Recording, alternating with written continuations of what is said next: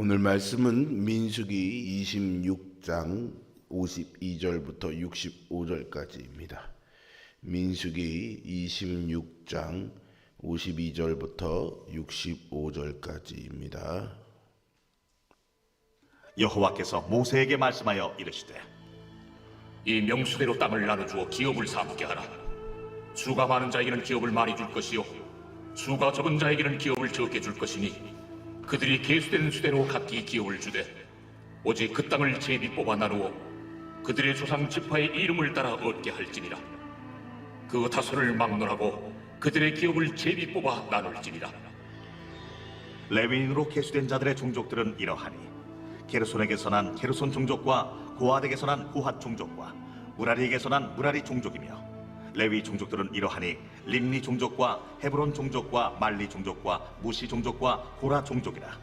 고핫은 아므람을 낳았으며 아므람의 처의 이름은 요게벳이니 레위의 딸이요 애굽에서 레위에게서 난 자라.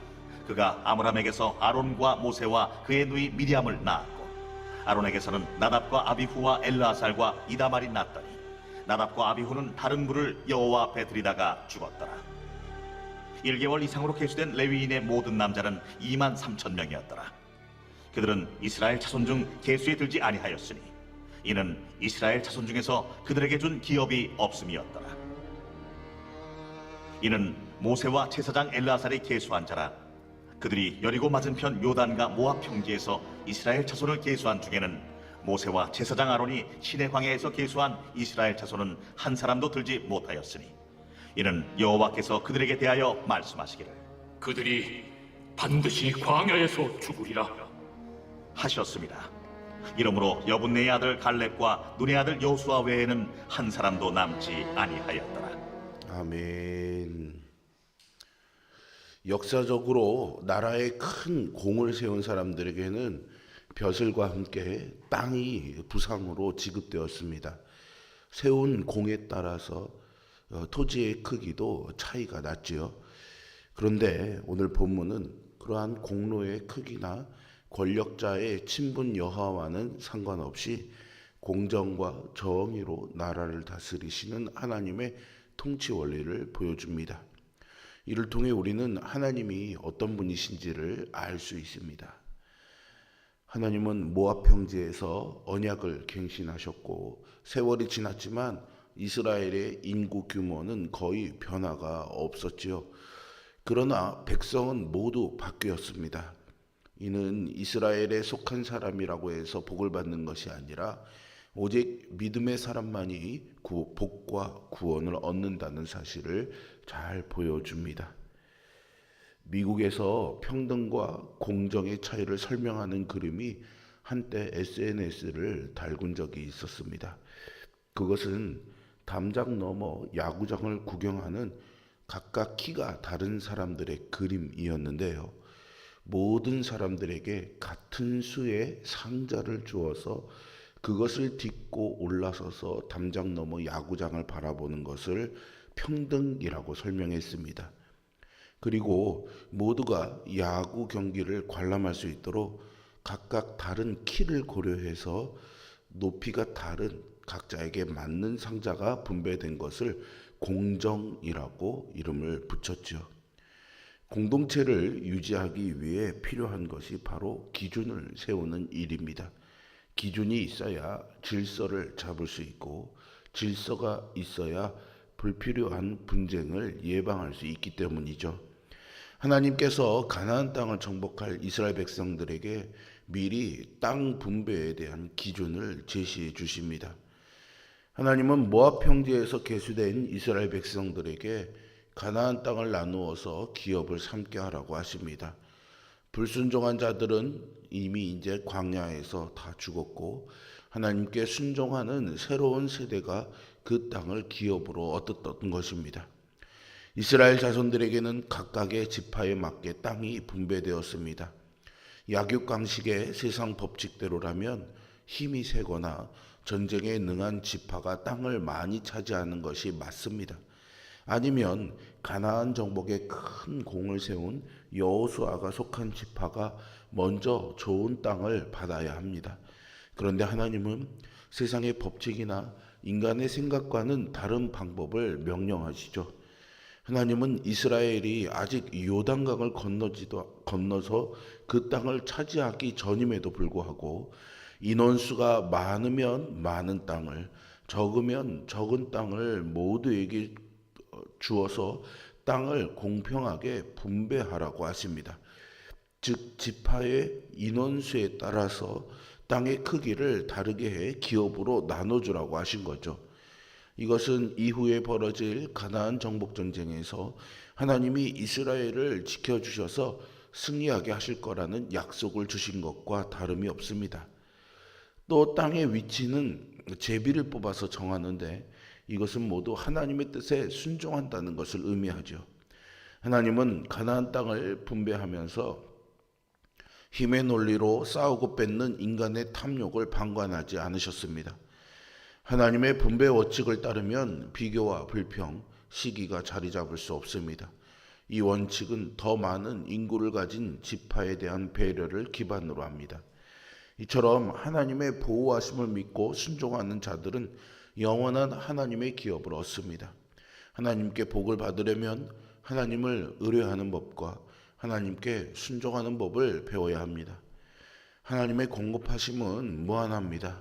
그러나 인간의 욕심도 끝이 없기에 죄인인 우리는 늘 결핍을 느끼며 살아가지요.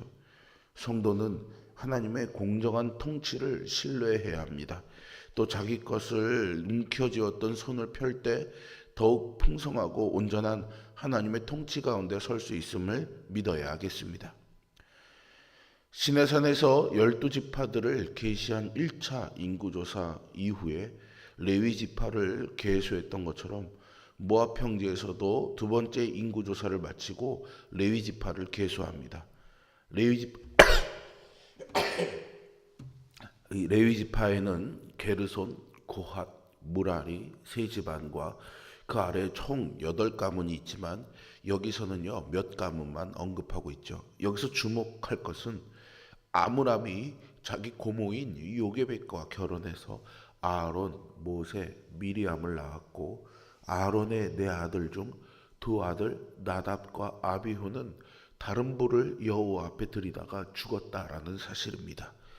어떻게 보면은 부끄러운 가족사라고 할 수 있겠죠. 이것은 아론, 모세, 미리암의 혈통이 떳떳하지 않다는 사실과 함께 아론의 아들이라고 하더라도 불신앙을 해가면 죽임을 당했다는 사실을 보여줍니다. 즉 하나님께 기업을 얻는 기준은 좋은 혈통이 아니라 순종이라는 사실이 잘 나타납니다. 레위인이라고 하더라도 절대로 조상을 잘 만나서 하나님의 일을 하게 된 것이 아니었듯 신앙은 다른 사람의 덕으로 유지될 수 없고 믿음과 순종으로 자기 신앙만을 가져야 합니다. 옛말에 팔이 안으로 굽는다라는 말이 있죠. 멀리 있는 사람보다는 가까운 사람에게 정이 쏠리는 것이 인지상정이라는 뜻입니다. 하나님께 가까운 사람은 이스라엘 민족을 출애굽 후에 지금까지 인도했던 지도자 모세와 제사장 아론이었습니다. 또 하나님을 기업으로 삼은 레위 지파일 것입니다. 그렇다면 하나님은 이들이 가나안 땅에 제일 먼저 들어가고 제일 좋은 땅을 차지하도록 해주셨어야 할 것입니다. 그런데 모세와 아론은 광야에서 계수한 출애굽 1세대 중 한 사람도 가나안 땅에 들어가지 못할 것이라는 주님의 말씀 그대로 가나안 땅을 밟지 못하고 죽었습니다. 레위 자손 중 아론의 장남과 차남인 나답과 아비후도 여호와 앞에 다른 불로 분향하다가 죽임을 당하죠. 하나님께 부름을 받아도 하나님께 불순종하면 버림을 받습니다. 하나님은 정으로 통하지 않으시고 오직 정의로 다스리십니다. 이것이 우리가 하나님을 우리의 주님으로 모시는 까닭이죠. 때로 우리의 죄를 징계하시는 하나님의 정의가 두렵게 느껴지기도 합니다. 그러나 신실하신 하나님 앞에 성도가 신실함으로 응답할 때 하나님의 정의는 약속을 이루시는 강력한 소망이 됨을 깨달아야 하겠습니다. 시내 광야에서 계수되었던 자들은 갈렙과 여호수아 외에는 한 사람도 남지 않았습니다. 이스라엘 전체 숫자에는 그리 큰 손실이 없었지만 그 안에 속했던 사람들은 1세대에서 2세대로 모두 다 교체된 것이죠. 이것은 이스라엘이 하나님께 불순종하면 하나님의 백성이라는 민족 정체성은 그대로 유지되지만 불순종하는 자들은 모두 버려진다는 경고입니다. 이스라엘에게서 난 그들이 다 이스라엘이 아니요 또한 아브라함의 씨가 다 그의 자손이 아닙니다. 분명 하나님께서 약속을 지키셔서 백성을 구원하시고 영원한 하나님 나라로 인도하실 것입니다. 그러나 믿지 않고 거역하는 자들까지 동일한 혜택을 누릴 수는 없습니다. 믿음으로 하나님께 순종하는 자만이 그 나라의 복락을 누릴 수 있습니다.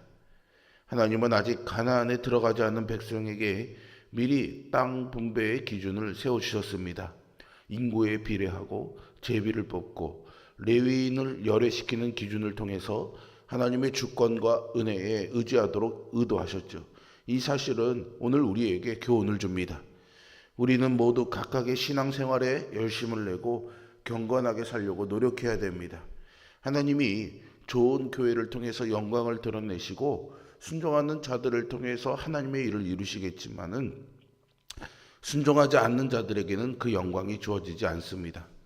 나는 하나님의 백성답게 살지도 않는데 좋은 교회에 다니니까, 목사님이나 믿음 좋은 사람들이 기도해 주니까 나도 복을 받을 것이라고 생각하는 것은 착각입니다.